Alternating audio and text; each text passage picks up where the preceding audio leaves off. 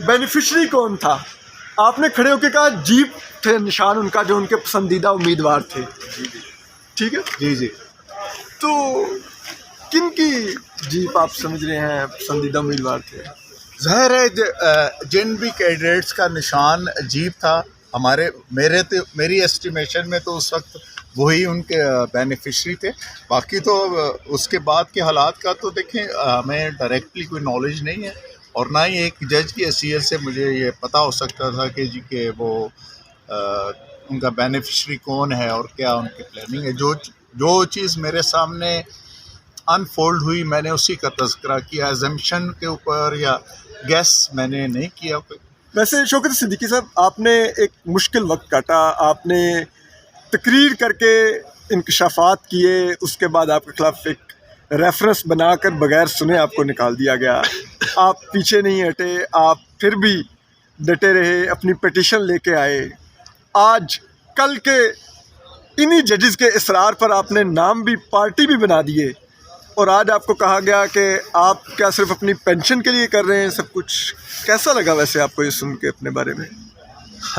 देखें, हम आपको सितंबर 2018 में चीफ जस्टिस बना देते हैं। मैंने वैसे 26 नवंबर 2018 को मैं एलिजिबल हो रहा था टू बिकम चीफ जस्टिस, और पेंशन के लिए तो मेरा नहीं ख्याल कि मैं ये सारा कुछ जद्दोजहद जो मेरी सारी है ये पेंशन के लिए है। मेरी ये सारी काबिश जो है अदलिया की आज़ादी, आइन की बालादस्ती और कानून की हुक्मरानी के लिए है और जमहूरियत के उसके फ़्लो के लिए है।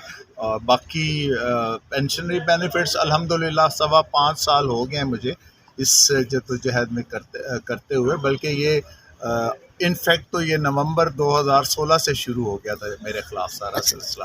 तो मैंने इतना अरसा अल्हम्दुलिल्लाह इस चीज़ को बर्दाश्त किया है, फ़ेस किया है, मेरी फैमिली ने फ़ेस किया है, अभी तक हम फ़ेस कर रहे हैं। अभी मैं इस्लामाबाद छोड़ के अपने गांव शिफ्ट हो गया हूँ इन्हीं हालात की वजह से। तो पेंशनरी बेनिफिट इज़ नॉट मेरे लिए कोई, मुझे वो इंडिपेंडेंस ऑफ जुडिशरी को सिक्योर कर लें, जो लोग जुडिशल प्रोसीडिंग्स को मैनिपुलेट करते हैं उनके खिलाफ कार्रवाई कर लें, मुझे भले पेंशन ना दें। सर, आपको ऐसा लगता है कि कल जो सोच थी इदारों की कि किस तरह से सियासत को मैनिपुलेट करना है, सब कुछ करना है, अदलिया को एक टूल के तौर पे इस्तेमाल करना है, जो सज़ाएं दिलवा रहे थे आज वो सज़ाएं ख़त्म भी करवा रहे हैं, तो इदारे की सोच आपको लगता है बदल गई है या अब लगता है कि इदारे की सोच का जिसे कहते हैं रिसीविंग एंड पे कोई और है और बेनिफिशरी? देखिए, उस वक्त मेरी जो भी मेरा ओपिनियन था, जो मेरे साथ एक चीज़ डायरेक्टली हो रही थी बतौर जज हुई, जो मैंने उसका तज़किरा किया।